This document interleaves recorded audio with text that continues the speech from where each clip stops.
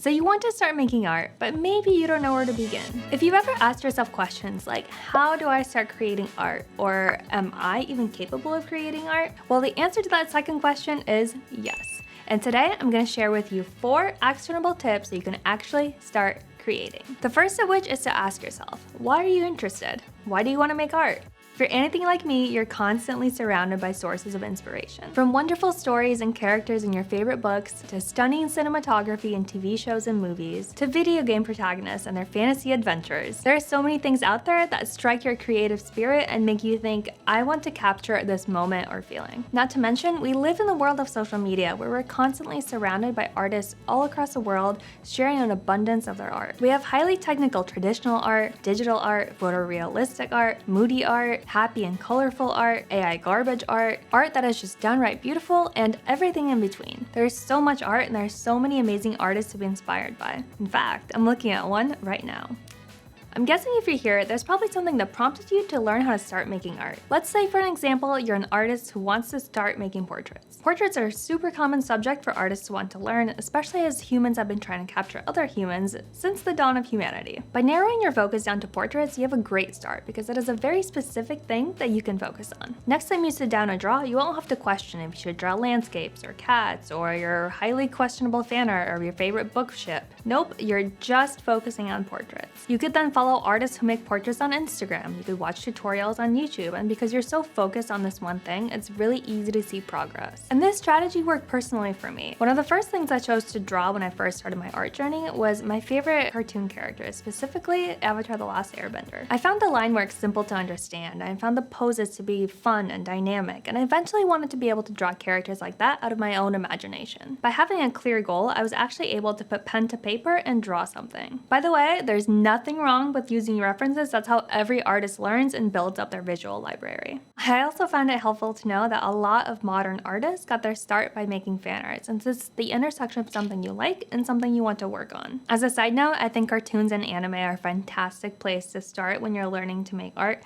since everything is simplified. You don't have to worry about shading or colors or realism, you just have to focus on the shape that's in front of you. And finally, if you don't have a specific thing that inspired you, but maybe you're thinking, wow, painting would be really cool to learn, or I'm looking for a new hobby, that's great. I would still encourage you to explore what interests you. Maybe look around on Google or Pinterest and see what catches your eye. Or take a look at your current hobbies and interests and see what touches your creative spirit. Once you've identified what type of art you want to create, all that's left to do is just start. That's it, just start. This tip might be most important of all because your inspiration, your technique, your supplies, those all don't matter unless you actually sit down and create. You don't need to have the latest and greatest gear. Just pick up some printer paper and a number 2 pencil and you're good to go. Or if you really have nothing, just go to your local store, pick up some cheap supplies, and stop overthinking it. I love just as much as the next person to watch tutorials and art supply reviews, but don't let this get in the way of you actually creating. So the second tip is not just start, but begin to build an art habit. Making art your habit and specifically getting in the flow state when you're creating, that should be the goal each time you sit down. So now you're wondering, how do I begin building that habit? I'll tell you, and the good news for you is that it's extremely simple. Tell yourself you're gonna work on your new hobby for just 5 minutes. 5 minutes is easy. 5 minutes is manageable. You have time for 5 minutes. Pick up the pen, set a timer, and just start drawing, even if you're just doodling. It doesn't even matter at all what you drew. You could be working through a draw box and just work on your lines, but that's more than enough to build an art habit. And guess what the biggest secret is? Guess what's most likely gonna happen at the end of those 5 minutes? You're gonna think to yourself, but I just started. And you're probably gonna keep going. And if not, well, then at least you showed up and that's part of the process. Another tip for building your art habit: make it as easy as possible. The fewer barriers, the better, and that goes for any habit you want to build. For example, if you're wanting to go to the gym in the morning, it's a lot easier if your workout clothes are already set, your keys and your water bottle are ready, and you already know what your workout is going to be. Same thing for drawing. Set out your sketchbook or tablet where it's easily visible. Put your pencils and your erasers right on top of it, and have an idea of what you want to draw. It'll be much easier to start drawing next time. For me personally, I find it also helpful to have goals for a session. Maybe I want to fill up my sketchbook page with cat memes, or maybe I want to work on my shading. Having a specific and actionable goal helps to contextualize your art session and actually helps to get started. For art and creative hobbies to really stick, it's helpful to make them part of your identity. I am someone who draws every day.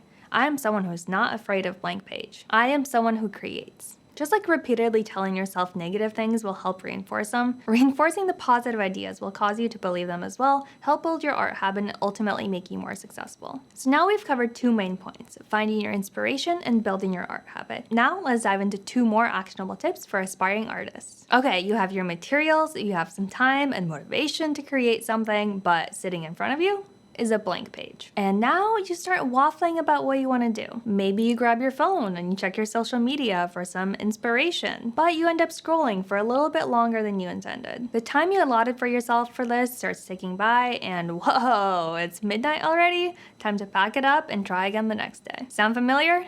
So you're not alone. I've definitely been there myself as well. There's nothing worse than wanting to draw, but not knowing what to draw. Therefore, my 3rd tip is to plan and prepare. I found it a lot easier to commit to drawing something if it's something I've planned at least a little bit and I'm excited about. Personally, this means having references and inspiration. A simple way I keep references handy is by saving them all to one album on my phone. Tutorials, interesting color combinations, art that I'd like to try in graphite, and so much more. I've also started training myself to notice things I like in movies and TV shows and start adding them to my visual library. For example, how the directors compose a scene to tell a story, or maybe a character's facial expression. Pro tip, when you're taking a screenshot, make sure you include the source, not only so you can credit that artist, but also that you can go back to it and find it again. I did Inktober a bit ago where I drew every single day for 31 days straight, and I found it much easier to finish my sketches when I had most of the details already planned out, such as the background or the expression I wanted my character to have. Now, this might not apply if you're just sitting in front of a canvas and seeing where the inspiration takes you, which is an awesome approach, by the way. But if you're looking for something more specific, have a plan. Even if you plan something out but don't like it, especially as you're drawing along and you just don't like how it looks,